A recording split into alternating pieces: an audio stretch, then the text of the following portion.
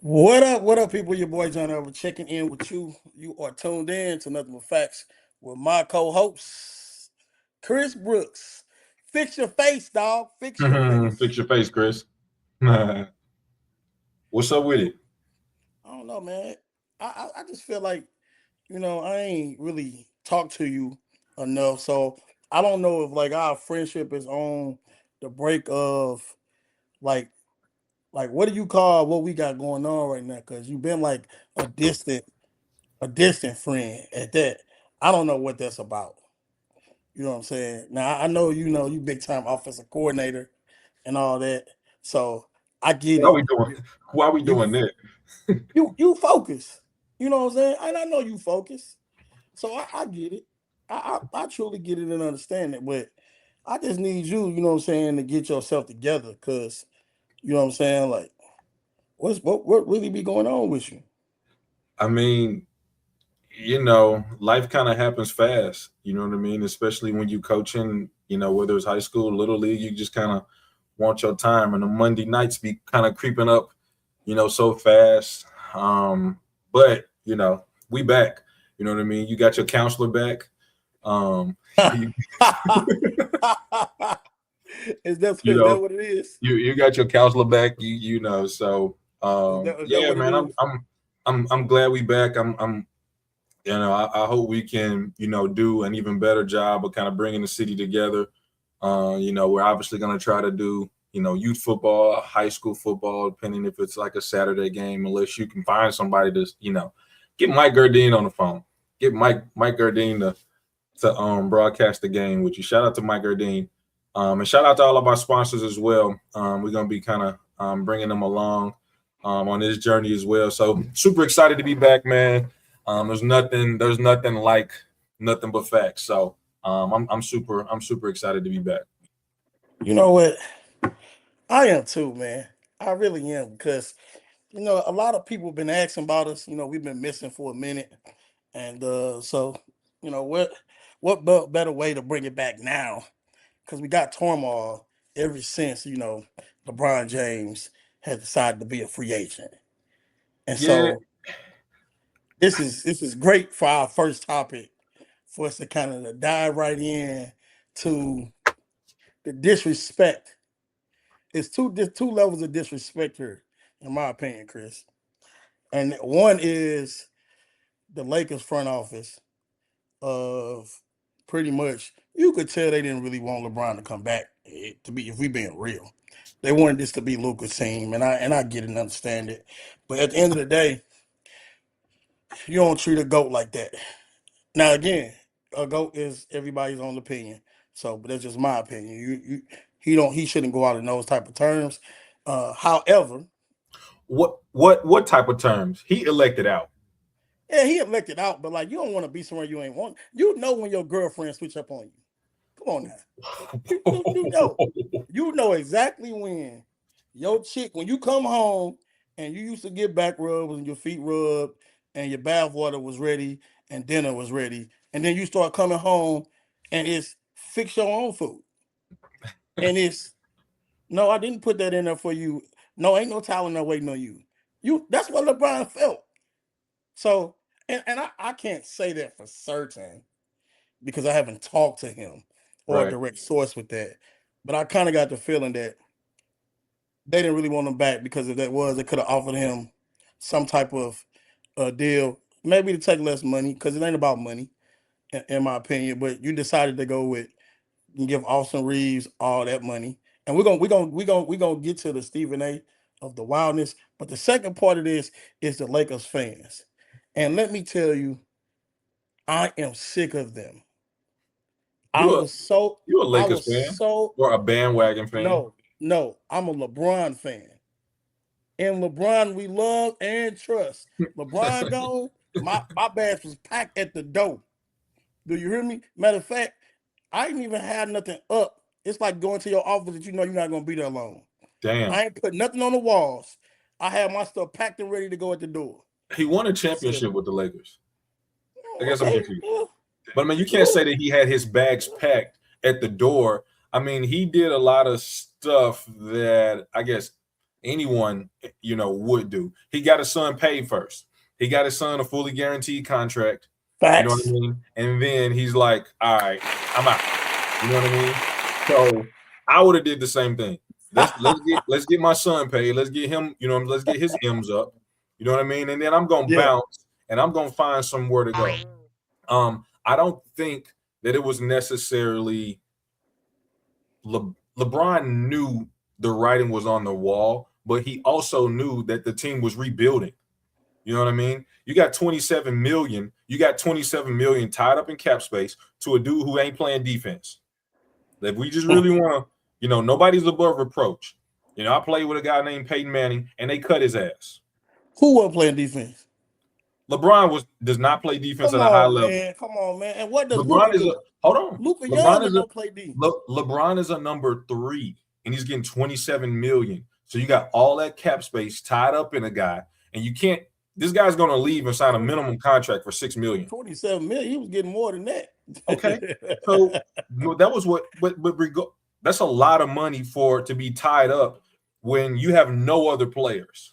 But you saw what happened when they both went down. What do you do? Get buckets. What do you do? Go out there and get buckets. I'm just saying. He beat. So, he put some respect on his name, Chris. He beat a limping Rockets team. And I'm a LeBron James fan. I've been this. I went to see LeBron James 7 years in a row. Like, I'm a LeBron James fan, pre-COVID, right? So I'm not shunning him, but Father Time is undefeated. He's done a great job. He's outplayed. He's outlasted everybody in his class. He is one of the greatest of all time. He is my favorite. He's one of my favorites. I think Jordan is my favorite. Just because I grew up on Jordan, you know what I mean? I was in the era of being able to watch Jordan, you know what I mean, to see how the things that he did, and the game has changed. Jordan was playing against some old dudes. You know what I mean? But I just think I think LeBron, I think he served his purpose well. He went to LA, he won him a championship, and now he's trying to position himself to be able to be in a position to win. He's 1 year. You know what I mean? So what that looks like, I think there are some opportunities where he can go somewhere and win immediately, because that's what he's looking for. Please and thank you. It's time to go. It's time to go. It's a farewell tour. It's a farewell tour. And let me say this. And this kind of goes hand in hand. Well, they don't go hand in hand, but it kind of pushes us to like our next topic, but we ain't really fast tracking to it. But the fact of Stephen A. and what he said about the Lakers, new starting five or whatever you want to call it, it kind of fast tracks us into what we were talking about. I don't know, Matthew. We got to see. Not to cut you off. Matthew said the Lakers are done. I don't know. They did sign a good big man. Man, listen, good big man, not great. You said good. I did say good. Yeah, not gonna be enough. And again, Stephen A. made a good point, but I think how he said it was kind of foul. But because he's had to report the news, and he is the only black journalist / commentator, whatever you want to call him, analyst for ESPN, that could have got away with him saying the Lakers will never win with 5 white dudes. And let me say this, Chris. I laughed and chuckled when he said it. And you know why? You know why I laughed and chuckled when he said it? Watch way. Because I used to say the same thing about playing with 5 light-skinned people. Like, it's just like if you go in and look at a team and they got 5 light-skinned versus 5 dark-skinned, you picking the dark-skinned team. Now, that could be racist or biased or whatever you want to call it. But at the end of the day, when you walk in there, you like, We might get one. We might get one. We might get one. So, but again, Stephen A. being who he is the only one that gets away with saying that we're not getting really ridiculed for what he said and how he said it. No, for sure. And I remember back in the day, and coaches still really go by this philosophy amongst others. You know, I remember I was being recruited by Ryan Zook, and he said, "Man, I need some more tats and dreads." And what did I have at the time? Tats and dreads. Tats and dreads. You know what I'm saying? And he was verbal about it. You know what I mean? He was like, "We got to, you know, I'm coached in Florida.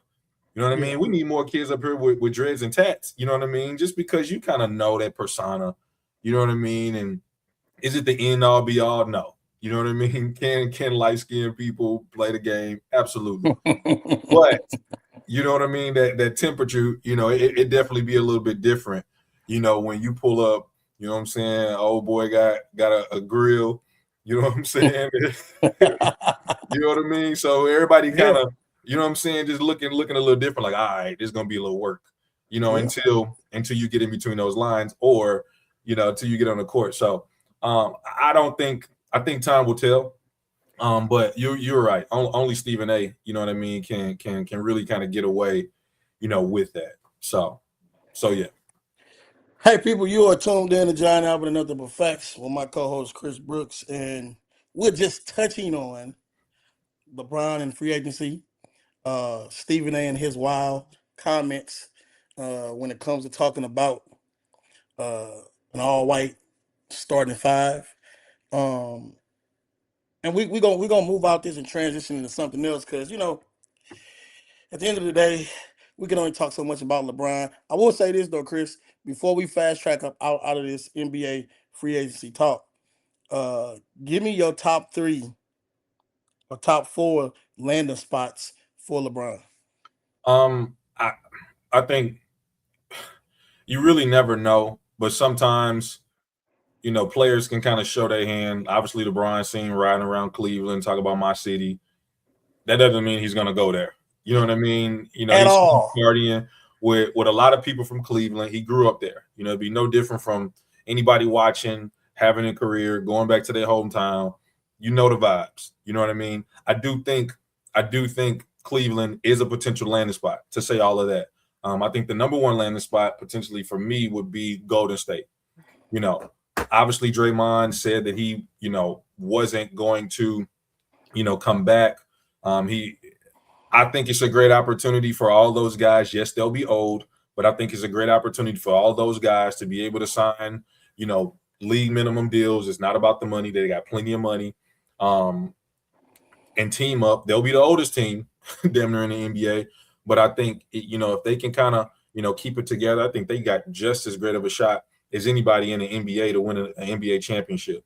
Like, I think it goes back to like when the Lakers had Karl Malone and way different. Gary Way different. Payton and all LeBron them can still Karl Malone.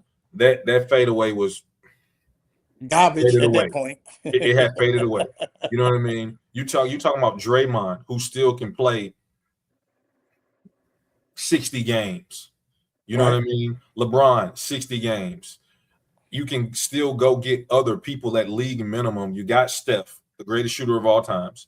So again, if they get in the tournament, which they will, I think they will have one of the best records if they can stay healthy. You know, they have an opportunity to win it. So I'm gonna say Golden State, Cleveland, and my third would be, as crazy as this sounds, New York.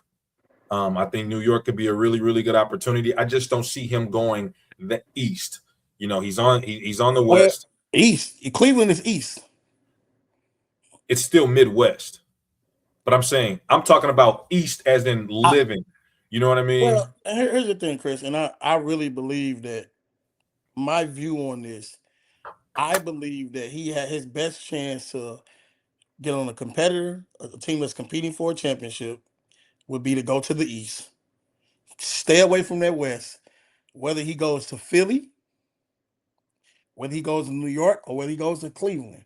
Now, I do think because he says that he wants it to be an easy transition, he wants to go have fun and play ball. He's still an ultimate competitor. I think going to Golden State, he doesn't win there. I think he makes the playoffs with that with the fellas that he, his friends, but I don't think he has the best chance to win there. Steph has not been the Steph of old. He's been hurt and injured the last 2.5 years. All right. Draymond, He's doing everything though. he is, but Draymond ain't scoring over 5 or 6 points a game. Don't need him to. I'm just saying. So Dennis Rodman. oh my goodness. Come on now, Chris. You better than this take right here. You better than this, man. Dennis Wake Rodman, up, he can bro. play defense, he can get you rebounds. That's all we need him to do. I say we like I'm on the team, but Like you on the team. But Yeah, I like- mean, I think Golden State is a third landing spot for him, not a 1 or a 2. If he's trying to win, I think if he wants to win, he goes to Philly or he goes to New York. And I think if he goes to Philly, he fits in with those guys, them not having a real true point guard. All right. And he can kind of play point forward. All right, with Maxi off on them. They just signed they got Embiid. And so it's a lot there. another Mhm. injured guy. Well, but I can deal with Embiid's injured. I can deal because you know you're gonna have him at the end for the long haul. You're hoping. Okay, well, that could be true. That could be true. You're hoping. But Moving right along. Kevin Lane said, "Chris, wake up." He ain't gonna say what else he said. Mark Coburn, his best chance to win are T Wolves and Philly.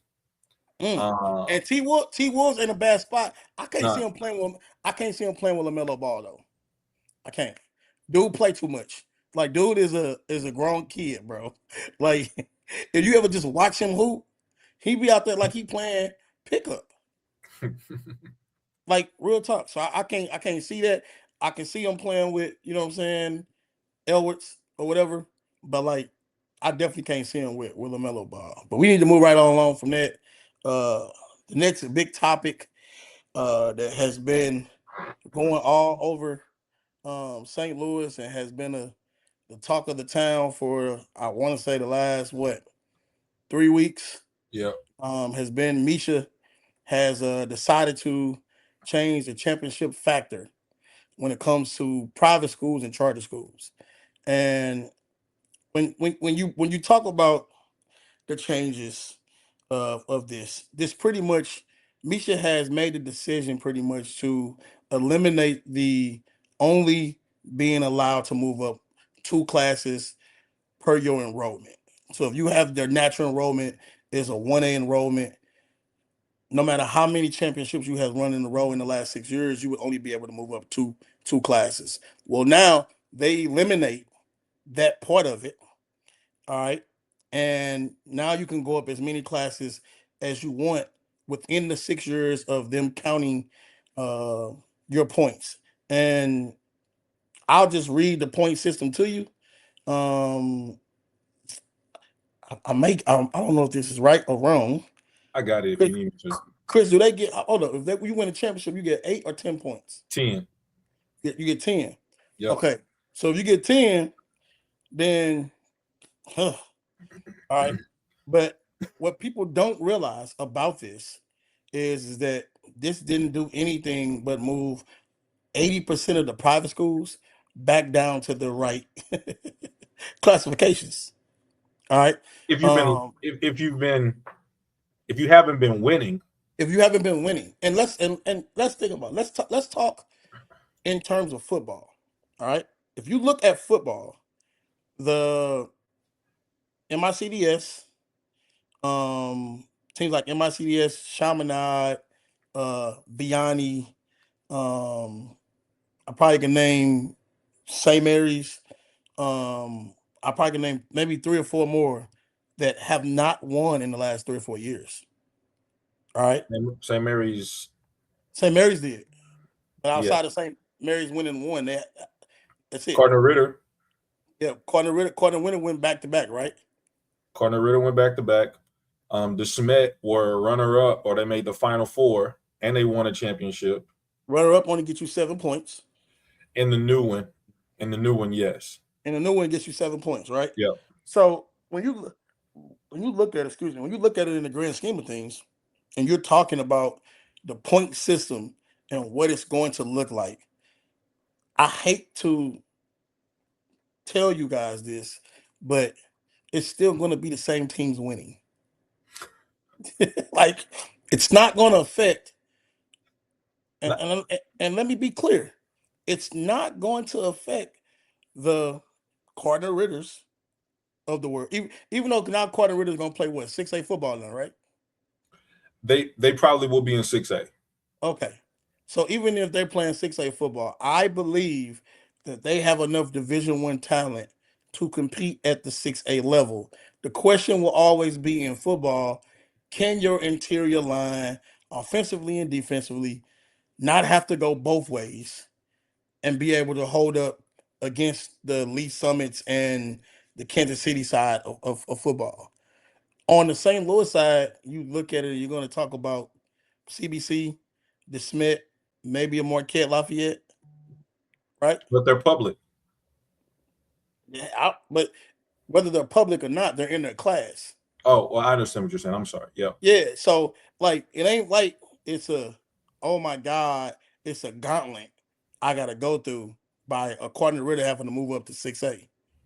All right. Football wise, if you look at it football wise, and Chris, you know this, like, probably the best class is probably going to be what, 3A, 4A football? The best or competitive? Most competitive. 6 and 4 this year potentially. Yeah. And 5A is going to be just and if you go to basketball, yeah, 6A girls is going to be cracking simply because Incarnate Word and Live for Life, Yeah. who have both won the last, Incarnate Word has won the last last 9 or 10 in a row. Yeah. All right. Live for Life has won the last 3. So, yeah, that's going to be exciting to see. But you ain't going to see that matchup because they're not even on the schedule to play each other this year. You're going to see that matchup until it gets close to Misha. Same way with boys basketball. You're going to see or Christmas tournament. Again. You're right. You'll see it in the Christmas tournament, but even in the Christmas tournament, like Live for Life and Incarnate not the only good team in the Viz tournament. True. And we're kind of all over the place with this because we're really just talking about what the classifications are going to look like and the ramifications of them changing the policy of people being able to go up 2 classes or more than 2 classes. So what are your thoughts when you look at this grand scheme of things of how does this impact private schools and charter schools? I think it's direct impact if you're winning. If you're not winning, it won't matter. You know what I mean? The schools, and I'll just kind of name them. The more recent ones who kind of sit at the top: DeSmit, Carter Ritter, Lutheran North. They're going down. However, they were one of those top schools. Yep. CBC, again, they're going to be, some of those things are going to be falling off. They haven't won a championship, or they won district back in 2023, and they were making these runs. So they're going to be having district points. And two, everybody listening, let's just say you win state, you're going to get 10 points. All right. You're going to get 10 points for winning. And if you are between 0 and I believe 5 to 10, if you have between 5 to 10 points the following year, your classification will potentially go up 1. It depends on your enrollment. All right. So if you're Live for Life, all right, and you're a 3A school, but now that you've been winning, all right, and if your enrollment stays the same, you're gonna bump because of those championship points. Now let's just say, and we're just not even gonna use Live for Life, just gonna use School A. All right, School A, their enrollment drops, but they have 10 points. Now that sliding scale starts to kind of, come in place because you're not going to go up. If your enrollment went down, you probably stay in the same position that you were. But if enrollment stays the same, you guys are winning, you're going to get bumped. And so basically they're putting this in place because let's just say a team like who's more recently? Not Cardinal Ritter. Live for Life Girls. Let's use them. Yeah. They've been winning. You know what I mean? So now the championship factor affects them more than anybody else, so to speak, because you can get bumped past the 2 like they are, but the following year, the championship from 2 years ago, that value depreciates. That district championship that you won and got 4 points, it starts to depreciate. So it'll go from 4 to 2. If you won state, it'll go from 10 to 7. So it'll keep going down. So you could legit have 2 bad years or 2 years where you didn't win district, and you can kind of be back. I'm just how those depreciation numbers go. But again, let's keep it real though. The top of the food chain, most of those teams have stayed at the top for the last 10 years. Yes. Besides the Live for Life Girls basketball, everybody else has still been around the upper echelon of being maybe not elite, but very, very good. Luther North football has still been very, very good. Cardinal Ritter has been very, very good. And for two years in a row, we're super, super elite and probably could have beat anybody in the area. Won 38 games in a row. All right. And you have St. Mary's. You know what I'm saying? Like, I think y'all are a very, very good program. And you had Kevin Coleman and you had all those good guys over there that y'all are still up in the upper echelon of things. You know what I'm saying? So when you look at it, it's like, does this really change anything? Now, what I will say is, them rural area people got tired of I'm being real, the Live for Life, the Principias of the world beating up on teams. And when I say beating up on them, no gas, no brakes. Like all gas, no brakes when it comes to beating these teams. So I don't know. Like, I like it. I like them doing this. I think it makes it interesting, but I don't think it really is going to affect what people think it's going to affect. I mean, it's potentially going to put Vashon and Principia boys in 4A, but there's a potential when the numbers come out that they're going to be 5A. So as far as the public schools, it's all on enrollment. There's no I know that. Factor. I understand that Vashon is going to be 4A regardless. Is my point. Mm-hmm. So Principia it could be 3A. They could be 3A. Vashon is going to be 4A with their enrollment. I'm telling you what their enrollment is. Okay. They're going to be a 4A school. All right. Principia on paper has been a 1A school, listed as a 1A school. All right. So them, I think if you're talking about going up 4 classes, you got to have over 30 points, if I'm not mistaken. Right. Yep. And they've won 2 in a row. Plus, I think the 1 year they finished 3rd. I think they got down there 1 year, finished 3rd, Blossom first year, and I think the next 2 years, right? But the next 2 years, I think they won. They won back to back. So however it goes, at the end of the day, like this is going to be, it's going to make for some good matchups as far as playoffs. I don't know that it's going to make a real impact though on as far as a lot of those teams are going to be moving down to their rightful classes. Ain't going to be doing them beating the hell out of those rural area teams again. Yeah, and I mean, John, you're right, and I think I shouldn't say, I'm not going to use the word penalize, but it seems as if it's directed at the teams, the private charter schools that just continue to win consistently. You know what I mean? Let's just say, I mean, those schools down in the boot. You know what I mean? They used to be beating up on everybody. Still, they don't have any championship factor. You know what I mean? You're talking about schools, and I'm not sitting in on the meeting, so I don't know, everything. But when you think about a school like St. Mary's, last year we had 230 kids in the school. You know what I mean? But you're a private school, so you get the multiplier. You know what I mean? So now you got 468, right? So now that's where your classification starts with that multiplier. But you got we all in the school. But we all know that football drives enrollment at all schools. I get it, but it's different when it's different when I legit have 230 kids. Okay. You guys have 900.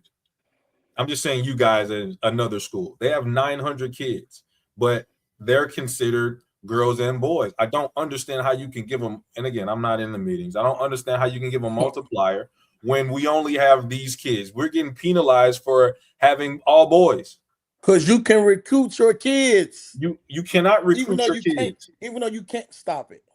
Even though you can't recruit them, don't tell me that the St. Mary's of the world, the Corner Ritters of the world, the Smiths of the world are not going to these middle schools and having sit downs with these kids about attending their high school. And no one cares. This is not me.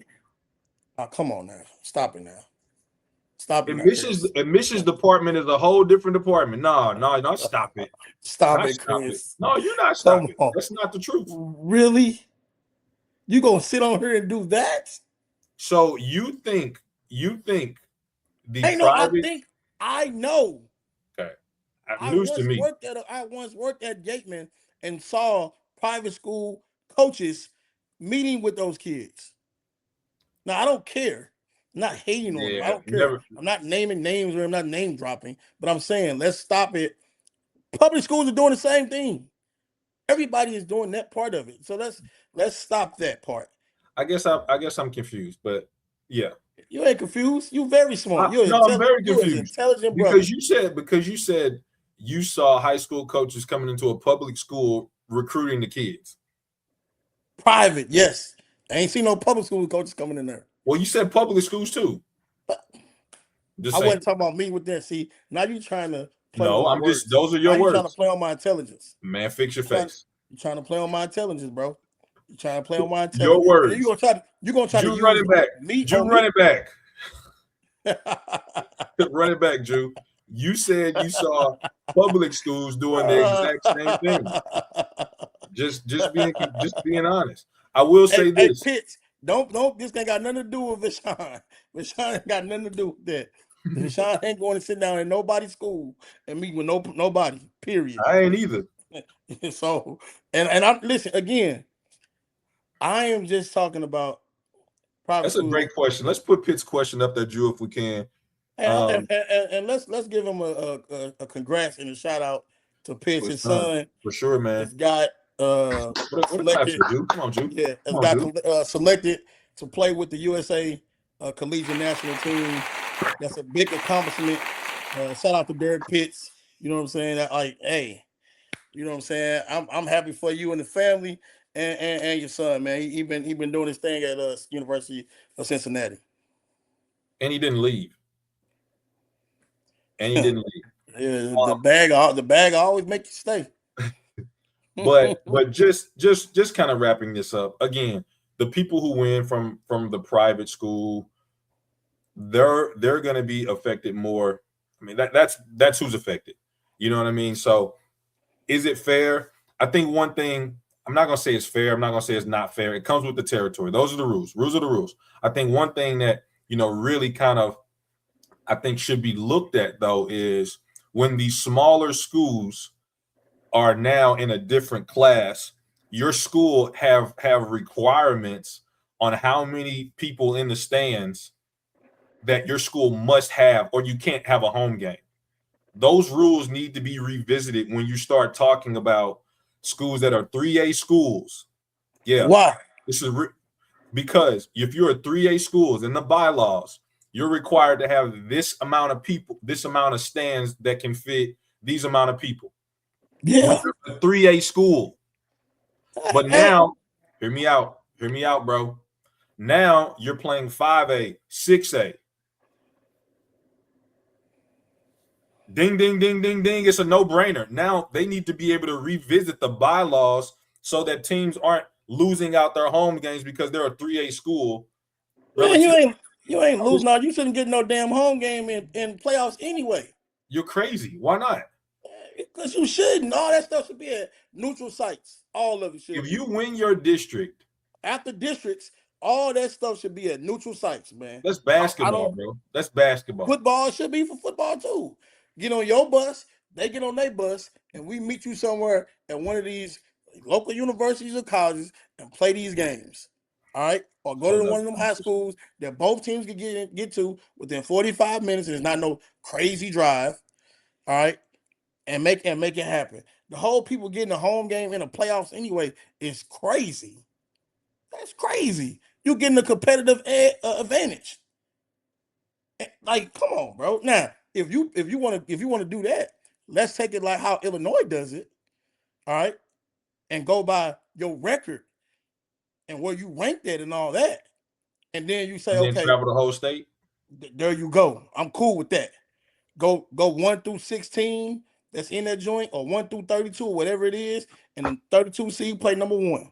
And you got to go try, and number 1 seed got to travel to 32 since you're going to play the worst team anyway. I can go with that. It's a valid point. That's a lot of travel. That's a valid point. But I think how they do it is they're trying to keep your district. They're trying not to make you travel to Kansas City to play the number 32 team. And you spending money anyway, so it don't matter. Just moving right along. On you, John. Okay. No, go ahead. Moving right along. There has been a big time coaching carousel in basketball, especially on the girl side. Live for Life head coach won the state championship and departed. They have a new head coach over there, Quadrant Ritter's former coach, Don Boyce, is the new head coach at Live for Life. Tony Condra has went back to Quadrant Ritter as the girls' head coach. And Petra Jackson has took John Burroughs, girls basketball. I don't know. When I look at this probably has been the biggest shakeup I've seen. When it comes to coaches moving around like this, I've never seen it like this in years, as long as I've been doing it. But I don't think it's necessarily a bad thing for basketball.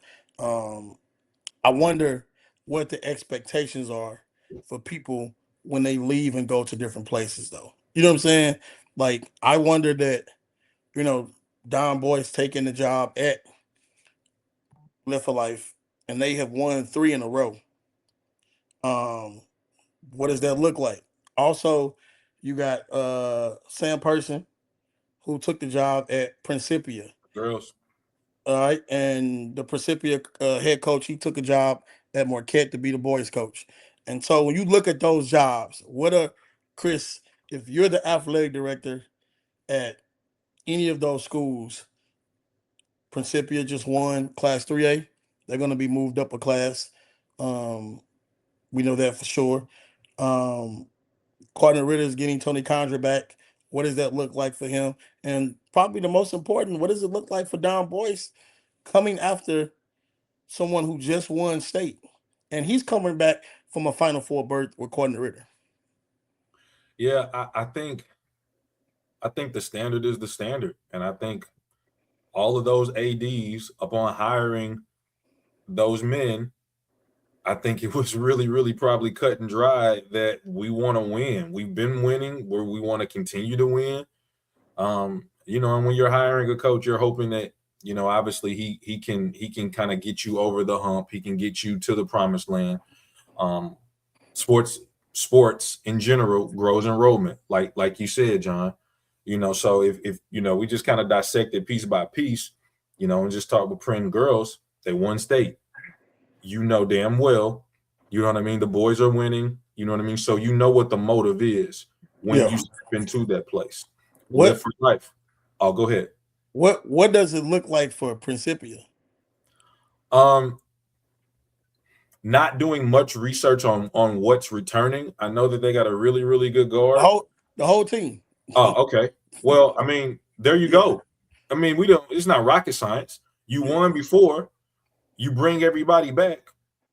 You would be expecting to win, even the new guy coming in. You know what I mean? You're taking that job. So that's the same expectations that we have at Live for Life? Well, yeah, we'll get to it. But you're taking the job with that expectation. you know, and even moving to lift. Polk was there before. I mean, I think, and she won a state championship. Polk So won the state championship. Then they new got a guy new comes coach. in. Yep. You know what I mean? He wins He back won to a back. state championship. You know what I mean? So, and I'm not saying it's putting pressure on Don or anything like that, but you know, when you're at, now let's not get it twisted. Don is my boy, but this is pressure, and it's pressure immediately to win. We ain't doing that. We like Stephen A. on her. We gonna say what the facts are because this is nothing but facts. And at the end of the day, Don Boyce has to win and Live for Life. It's a different. This is not like being at Corner Ritter. And I'm just saying that is a fact. It's so he didn't have to win. He didn't have to win there. He wasn't. I mean, I think it was kind of. I think he still had the same mindset of trying to be able to do that. You know what I mean? Let me ask you a question then. Who won? Who at Corner Ritter? Who won before him at Corner Ritter? Who won before him? Yeah. No, but they were winning. Chris, no. It's not that. Who won at Corner Ritter? I'm talking about a state title. Who won before him? Nobody. Who got to a Final Four before him?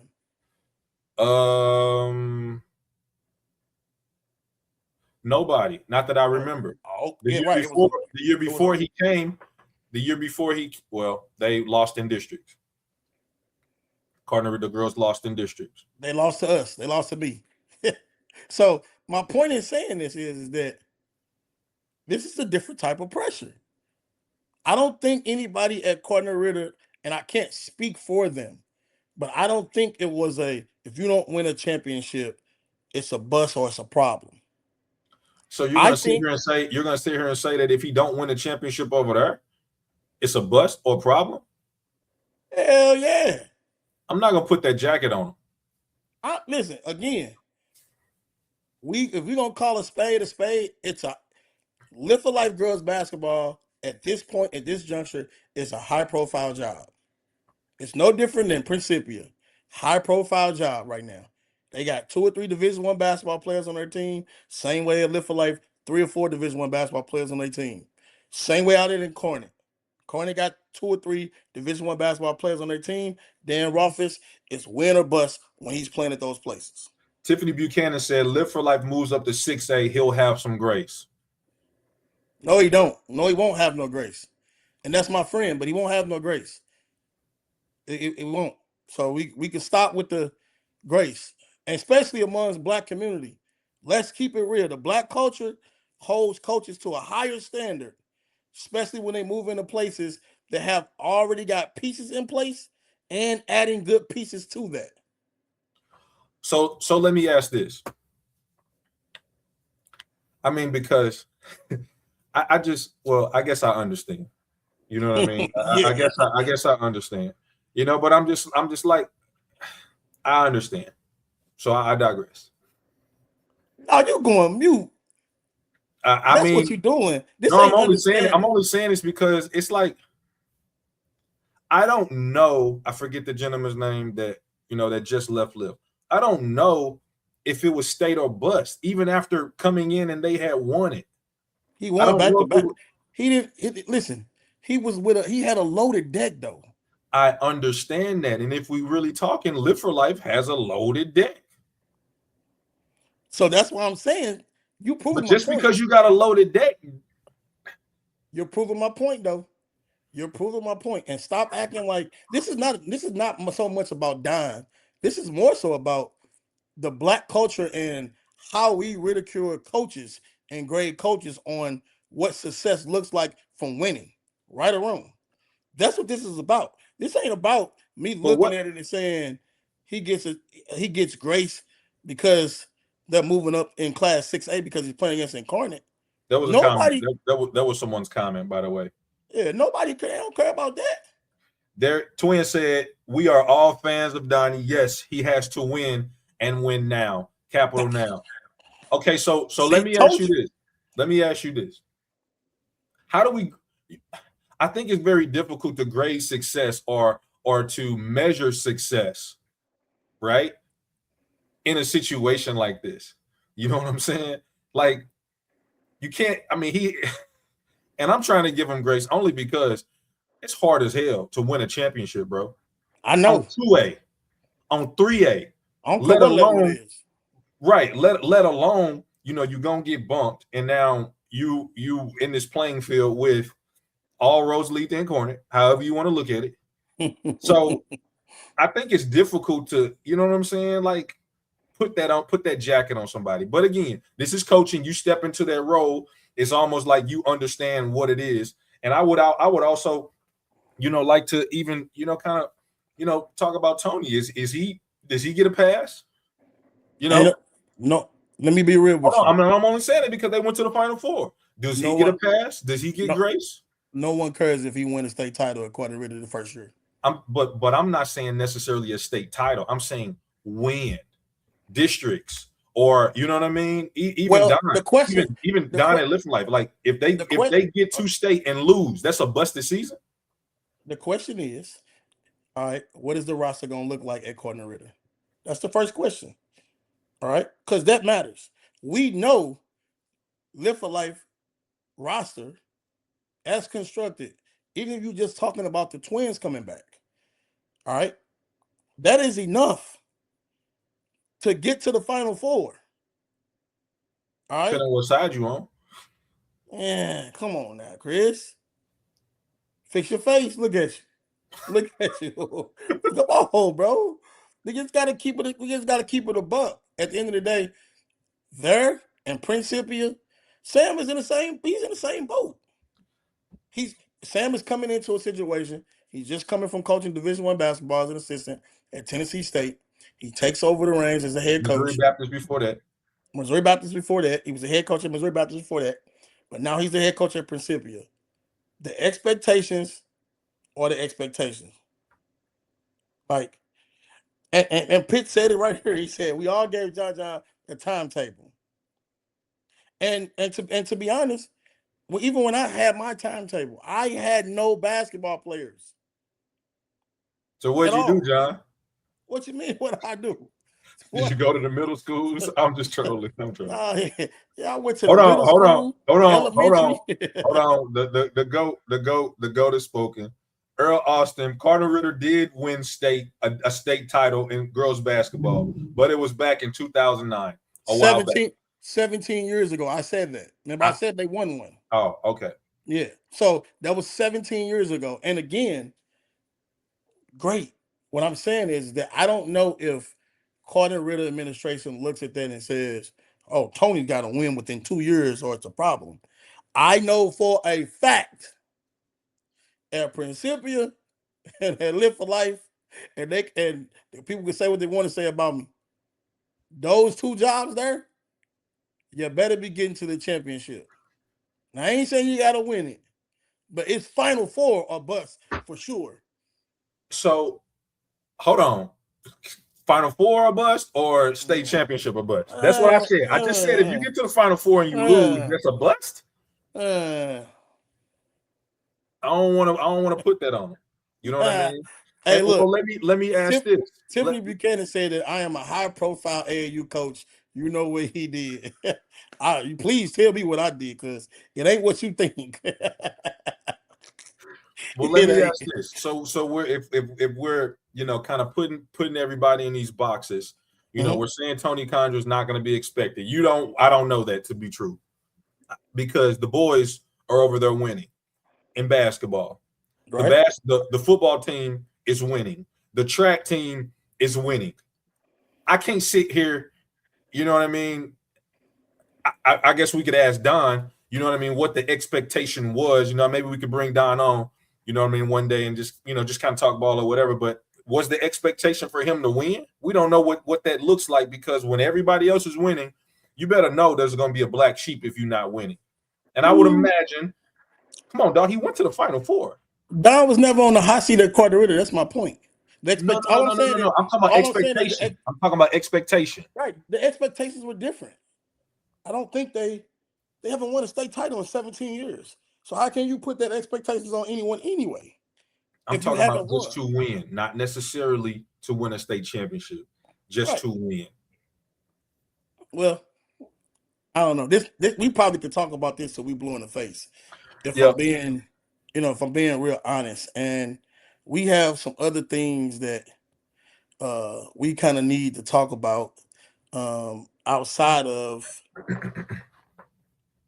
just this. Last week, everyone got a chance to witness two of probably, if not the top two boys basketball programs in the area in Vashon and Principia. And it came down to a game-ending floater, and I'm going to say a controversial, because this is not something I said. This is something that people tweeted about and post about, as far as was there still enough time on the clock. No one cares. All right. At the end of the day, Vashon lost. All right. On a putback dunk with 6 seconds left, kid had to go the length of the floor to score. 50 plus college coaches sitting there. The city from Illinois to St. Louis metro area all crowded up over there to watch this June summer matchup. Instant classic. And it was an instant classic. Myself, I'm in Wichita. I'm kind of watching it on Twitter, looking at Earl Austin tweets.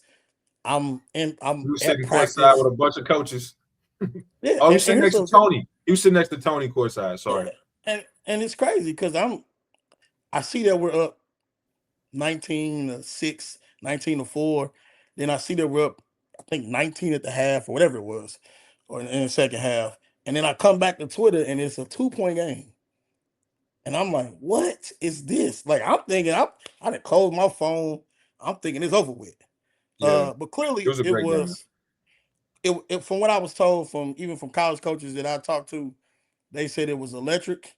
It was a high level high school basketball game with a bunch of high level kids that are setting the season up for it to be something big time, like real big time. And the people who have been asking for it, hopefully it'll happen this season. But even if Misa just so happens they're in the same class, it'll happen probably regardless. But if they They're not gonna don't, be in the same class. we don't know that yet. Did you count their points? I didn't, but it's not hard to do. How many times have they won state in the last 3 years? 2. Okay, so they get 20 points for that. Right. And then they won, and they got a third place before that. And then before that, they didn't do anything. Blossom wasn't there. Okay. So they got 27 points. They're only moving up 3 classes. The rule is if you have 27 plus points, you have 5 classes above your raw enrollment. Oh, okay. Well, then if that's the case, then they're in 5A. So depending on their enrollment. Yeah. Because if their enrollment goes to 2, they, you know what I mean? And at the end of the day, no. They're in 1A. They would move up 5. They would be in 6. If you have over 27 points, they move up 5, no matter what the raw enrollment is. Okay. Well, I believe they're going to be in 5A though. So, but we'll see. It's going to come out here soon, and you ain't gonna have to worry about it. We ain't gonna have to keep guessing. But tell me your thoughts on the game, Chris. It's crazy because I was sitting around.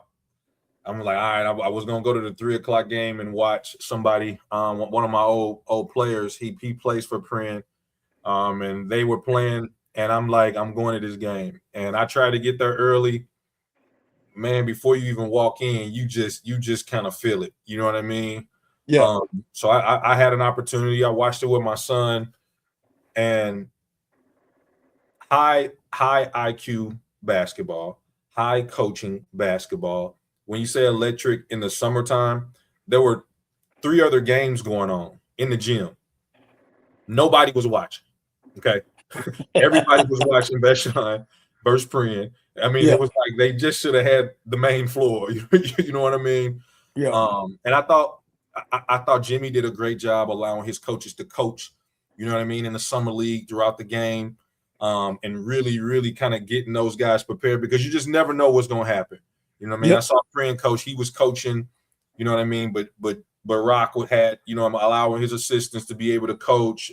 I saw Joe, I saw all those guys out there doing a phenomenal job. And one thing that I really took away from the game, just from the Vashon, standpoint, I thought it was a really, really close game. I thought they fought so hard. But it just seemed like down the stretch, who's going to take the shot? Who's going to take that shot? I know who, fearless to take the shot. You know what I mean? But it's like, Jimmy could take the shot. Who else can step up? You know what I mean? And take a tough shot. You know what I mean? And I thought, the way the game was going, especially like those last few moments of the game, you see this kid driving up. It's like, no way, just gonna give him an easy basket. And he got a good look on the floater, and nobody boxed out. You know what I mean? And it was just one of those.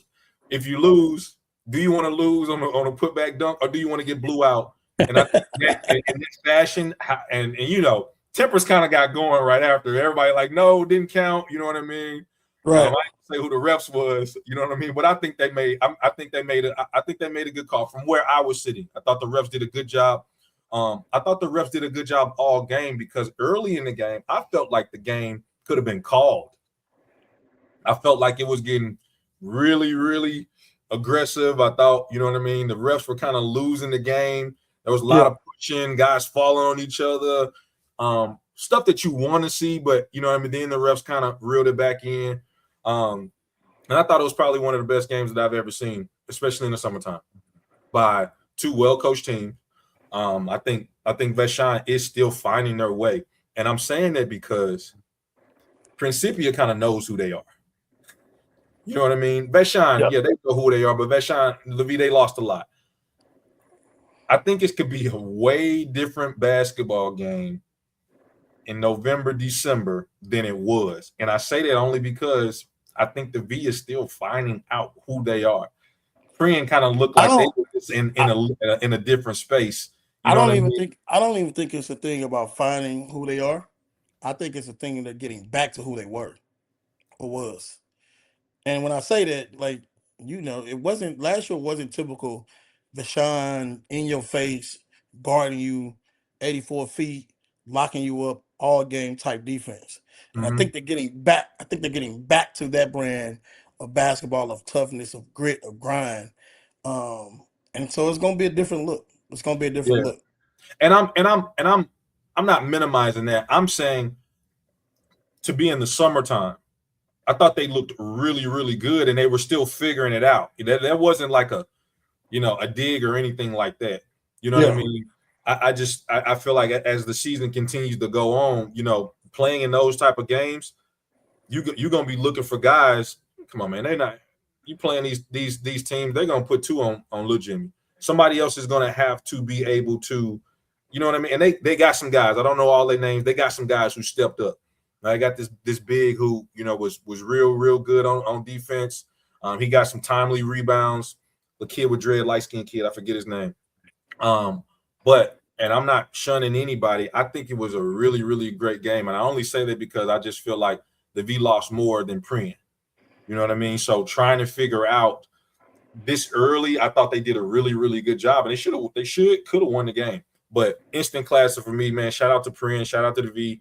Shout out to all the fans as well, you know what I mean, for supporting, because it was electric in that building, man. And you're talking about for a summer league game, it was super electric. Super, super electric. So I'm gonna kind of blitz you here, Chris, in our final moments of high school football is approaching. All right. And of course, football is more of a you thing, even though I know football. John, you tell people you're the greatest JFL player of all time. I don't tell people that at all. People walk up and say, "Boy, you was a bad mother." I'm just saying, I don't know why you still hate on this. I'm cool with just being a Little League king. I'm cool with that. It's cool. It's no big deal. All right. Why you hate on this all the time? I have not the slightest idea. But anywho, I need video proof. I want to hear your way too early top 10. Or it don't have to be a top 10, just schools who you think are going to be. I'll take that back. We'll do this. Let's do let's talk about some matchups that you think are going to be very, very exciting to see coming up this football season. Yeah, let's do that. Ooh, put me on the spot. I didn't. I don't have my notes right in front of me, but I think one game that jumps off to me again is the Smet Cardinal Ritter. Yeah, I think that's going to be a yard burner. Cardinal Ritter lost some pieces, gained some pieces. I yeah, shouldn't say gained. Pieces grew up. The Schmidt lost some some pieces. peaches, Right, some pieces. brain fart. The Schmidt lost some pieces. I think that game is going to be a really, really, really good football game. Obviously, the Schmidt, they gave up 300-400 yards rushing, to Manny in that last game. So that'll be a good game. Live for Life, St. Mary's. I think that'll be a really, really good game for the city. A lot of good coaches, a lot of good players. And people, I don't know if they understand. A lot of these kids, man, when they're playing these games, these kids have played together. You know what I mean? Yeah. So it's intense. You know what I mean? For their bragging rights. I think another game, just kind of on the top, on the tip of my tongue, is also, kind of some of those MCC matchups. Yeah. All roads lead to CBC still. You know what I mean? I think everybody's still chasing CBC and the MCC. I think DeSmet has done a really, really good job. SLU has done a good job trying to close the gap, but there's something within that program that they just continue to be at the top of the food chain.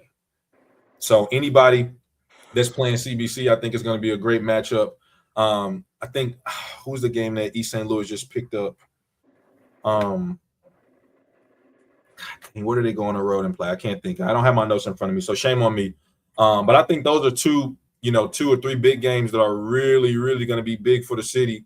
Obviously, we talk about Misha and all these things. Who are the teams that are winning? I'm eager to see what public school really, really kind of puts their stamp on, and kind of shows up more than others.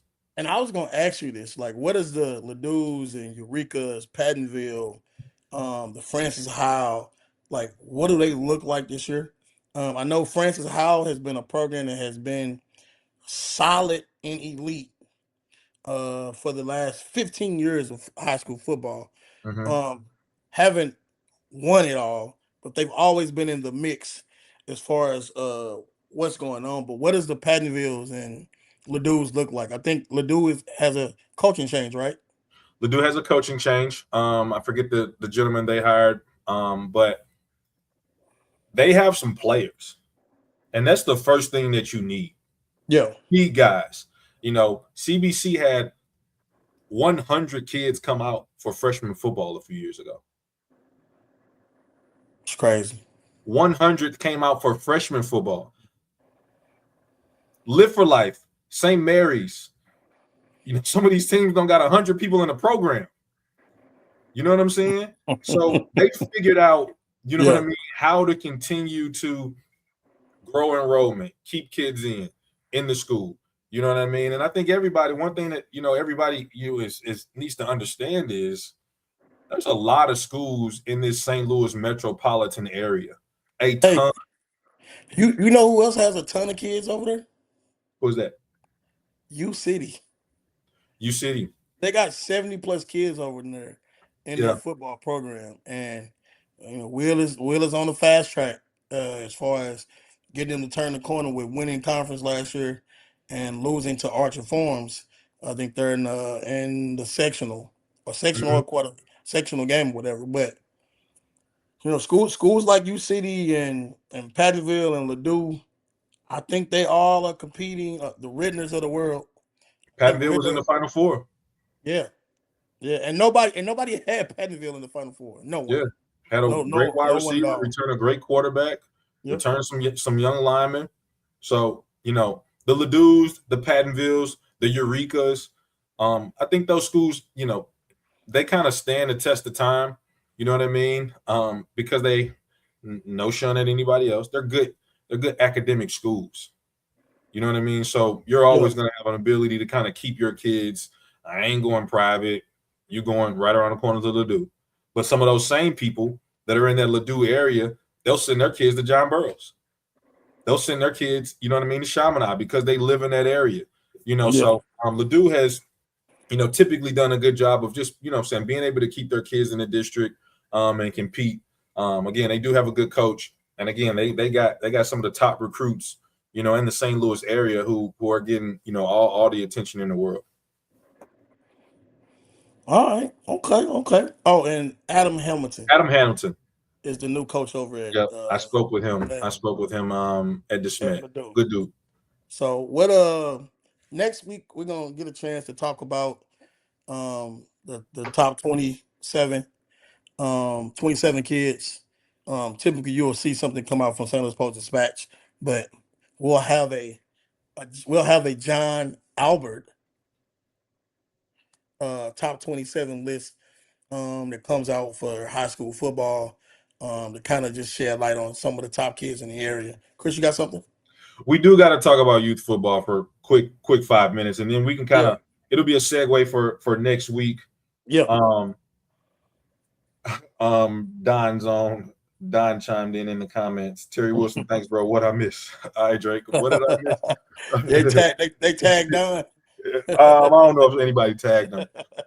But just you know, youth football. Just for a moment, a lot of different. Well, I shouldn't say a lot of different leagues. I can't even keep up anymore. I think 3 different leagues. You have the Illinois League, you have the Show Me League, and you have the AYF League. AYF, I guess, just had a birthday change. So, you know, now July 1 kids predicated to August 1st kids or July 31st cutoff.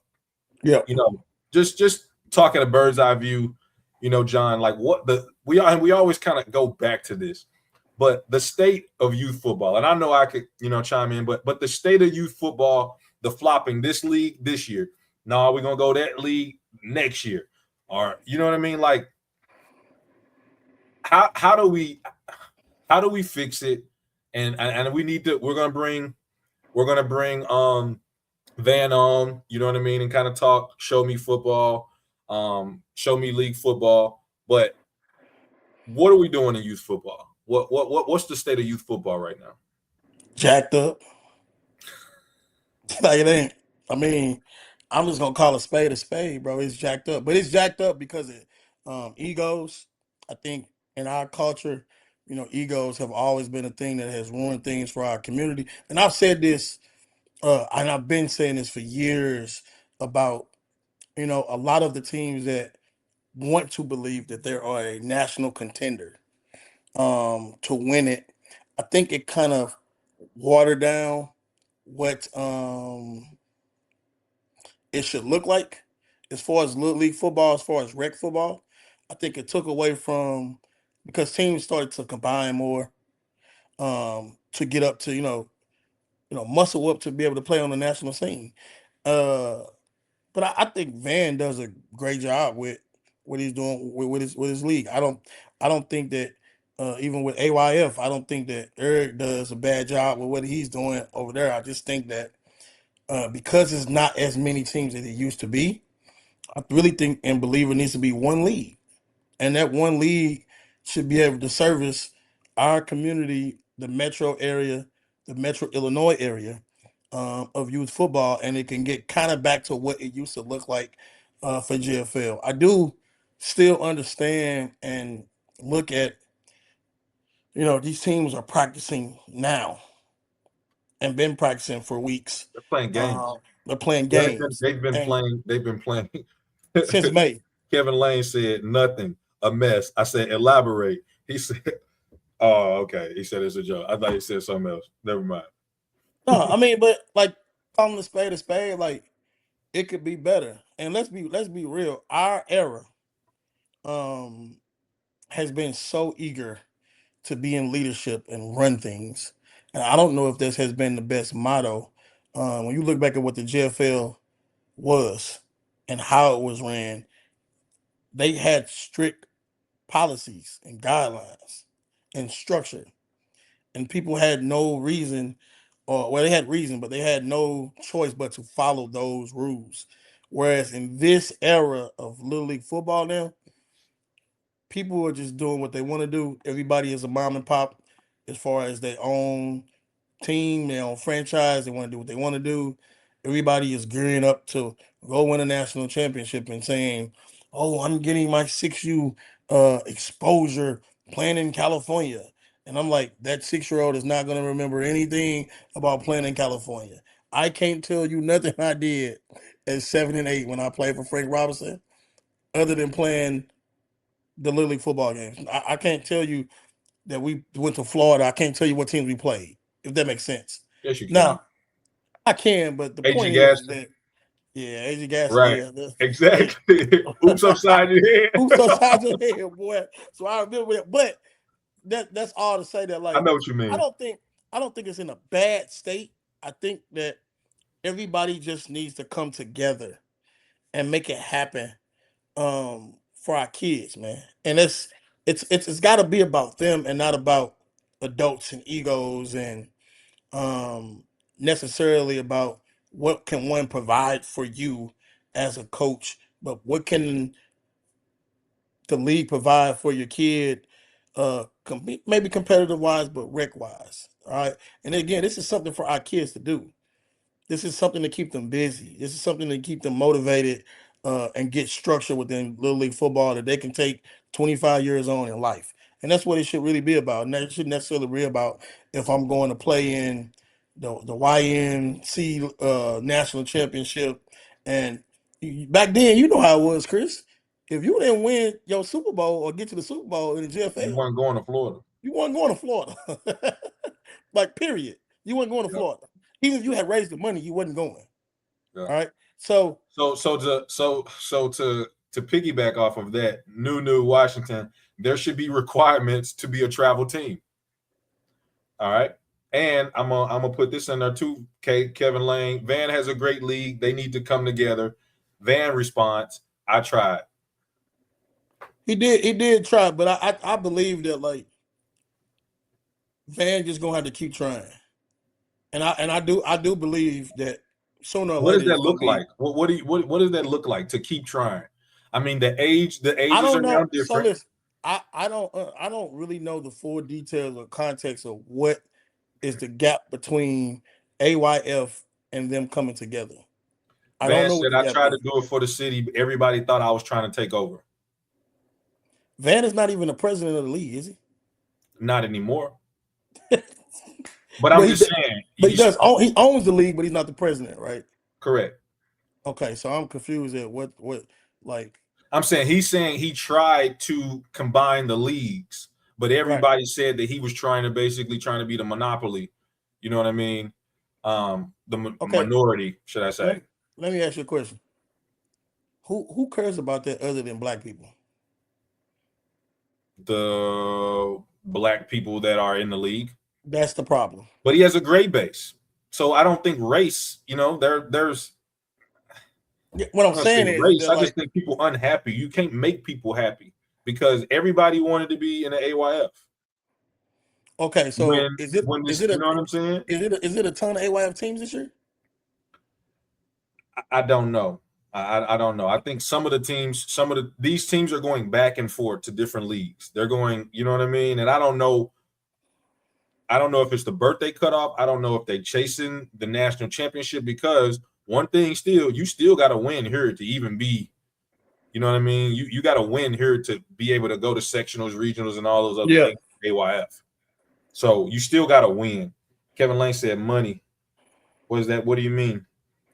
Nunu said he shouldn't keep trying. He built a solid league on his own. And he did. And I'm not shunning AYF. We're just having a conversation. I do know this, and I want to bring Van on just to kind of talk about it because I seen we're going to support their show as well. Real Spill, I think the name of it is, I think that's the name. Sorry, Van, if I messed the name up. But we talked about a league tournament, or he's talking about a league tournament as well. I think that could be really, really good. I think structure and Structure by both leagues, I would say, would be the biggest thing. And I'm not talking like Van don't have structure, he do. But if Team A is suspended from this league, the other league need to hold their guns and be like, "No, you can't come over here." Facts. I Until agree. you serve their suspension. That one thing will kind of stop the back and forth. This is like hot potato right now. You know what I mean? We going I over agree. here. We going over there. We going over. Oh no, nah, we're gonna combine. We're gonna go over here. I didn't combine teams when I was coaching little league football Right. for a lot of different reasons. Okay, let me ask you this then. It can't just Do be you about wins and losses. do you think that we should create a governing body over Little League football for the metro area? Yeah, but they need to be white. Oh, what? What? That's a soundbite. They need what? They need to be white. The governing body needs to be white. Why? I think because there's always this pushback that the black man or this guy is trying to be in control. They're trying to take over. You know what I mean? There needs to be someone unbiased to anything and just comes in and says, all right, this is the league. You know what I mean? This is how we're going to run it. All these policies, these procedures, we're going to hold you accountable. We don't have to worry about Van hold you accountable. You don't have to say, "Oh, Van, he just doing this because of this. His team over here, and then you got Eric over here, on the other league. Oh, well, Eric cool with this dude. He gonna do this for this team, but he ain't gonna do it because I hear all of that stuff. You know what I'm saying? But the fact of the matter is, if you pick up the phone and you call either one of them for help, they both gonna help you. That's a I fact. just feel like someone unbiased that don't look like us, that's just gonna be about the rules. You know what I mean? And when you have to go in front of that governing body because you did something you weren't supposed to do. Because I had to go in front of that governing body before when I was coaching Little League football because I did something that I wasn't supposed to do.